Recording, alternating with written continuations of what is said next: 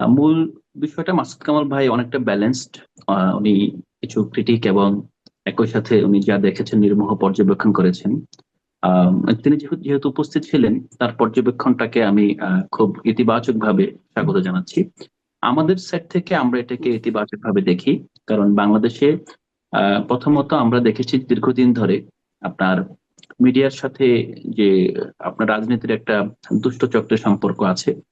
এটা এখনো বিদ্যমান আছে, কিন্তু এর মধ্য দিয়ে গিয়ে তারেক রহমান যেহেতু দীর্ঘদিন দেশে ছিলেন না, এবং আপনি যে কথাটি বললেন, ধরেন আপনার দেশের এস্টাবলিশমেন্ট, বিদেশি আমাদের বন্ধু রাষ্ট্র কূটনৈতিক, তাদের সবার একটা আগ্রহ দেখা যাচ্ছে এবং বিভিন্ন ভাবে প্রজেক্ট করা হচ্ছে আপনার তিনি হয়তো বা নেক্সট পিএম।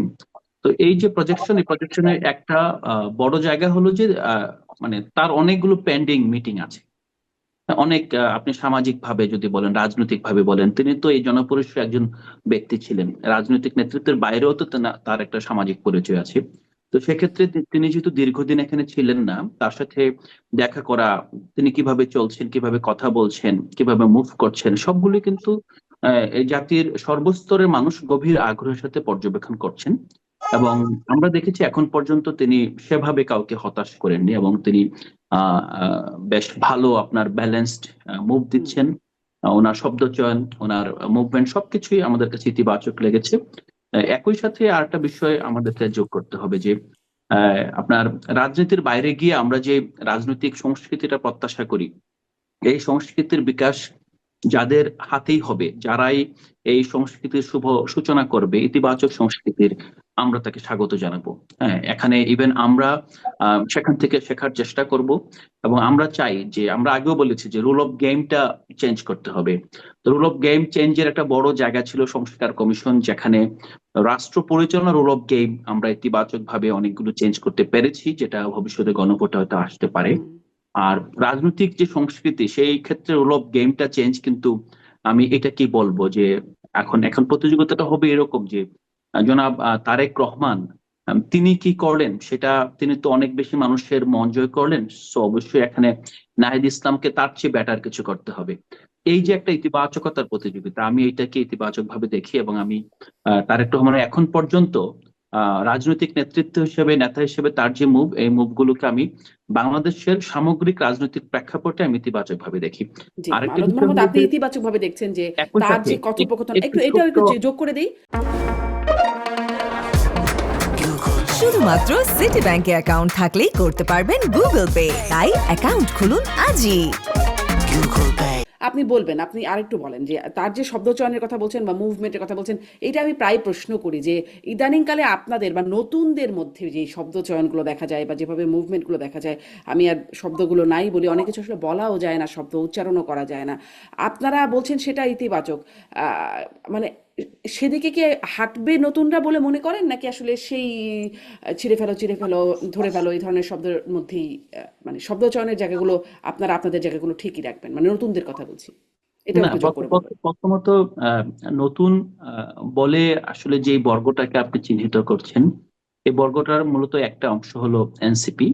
তো এনসিপি থেকে এখন পর্যন্ত আমরা বিচ্ছিন্ন ভাবে অনেকেই আপনার আউট অফ দ্য বক্স অথবা আপনার তার মতো করে কমেন্ট করছে, বাট এজ এ প্রতিষ্ঠান, এজ এ রাজনৈতিক দল কিন্তু আপনার এনসিপি এখন পর্যন্ত বেশ সংযমের পরিচয় দিচ্ছে এবং চেষ্টা করছে যে নতুন ধারার এবং সত্যিকার অর্থেই এখানকার আপনার মানুষের যেই মূল্যবোধ, মানুষের যে সংস্কৃতি, এবং মানুষ যেভাবে আসলে সিভিলিটির যেই লেভেলটা অতিক্রম করতে চাচ্ছে রাজনীতির মাধ্যমে, সেই জায়গায় এনসিপি কন্ট্রিবিউট করার চেষ্টা করছে। আর নতুনদের ক্ষেত্রে আমরা দেখেছি যে গণঅভ্যুত্থানের সময় অনেক ক্ষুব্ধ হয়েছিল তরুণরা। তাদের আসলে তাদের হাতে কিছু ছিল না, তাদের একমাত্র শেষ সম্বল ছিল তাদের মুখের বুলি। তারা মন ভরে যেভাবে ইচ্ছা সেভাবে ফেসিস্টকে, স্বৈরাচারকে গালি দিয়েছে, খুনিদেরকে গালি দিয়েছে। সেটার কিছুটা আপনার ধারা এখনো অব্যাহত আছে, অস্বীকার করা যাবে না। কিন্তু মূল ধারা রাজনীতি যখন সক্রিয় হবে, শক্তিশালী হবে, ইভেন যদি এনসিপি কেও বলেন, এনসিপি যদি রাজনীতিতে যদি মূল ধারার সাথে কম্পিট করতে পারে, তখন অবশ্যই এনসিপি আপনার কাছে যেরকম সবার কাছে দায়বদ্ধ হবে। এখন আপনাদের এই প্রশ্ন করা অব্যাহত থাকলে অবশ্যই নতুনদের, এই হুম। তরুণদের পথ চলা সহজ হবে। এবং সেই ক্ষেত্রে আমি তারেক রহমানের যেই সংবাদ সম্মেলন, যেটা সেই একই রকম সংবাদ সম্মেলন তো অন্যান্য রাজনৈতিক দলের প্রধানদের এখনই করার সুযোগ নেই বিভিন্ন কারণে।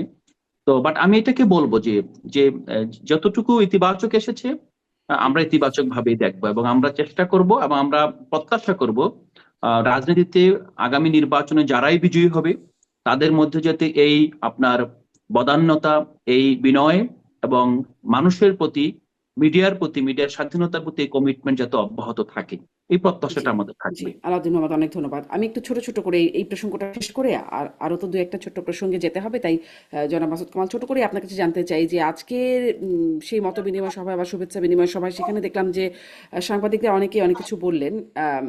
যেমন সাংবাদিক মাহমুদুর রহমান, তিনি বললেন যে মানে যারা নির্যাতিত হয়েছিলেন, রুহুল আমিন গাজী থেকে শফিক রেহমান, তাদের কথা বললেন যে তারা জেলে ছিলেন, কিভাবে নির্যাতিত হয়েছেন।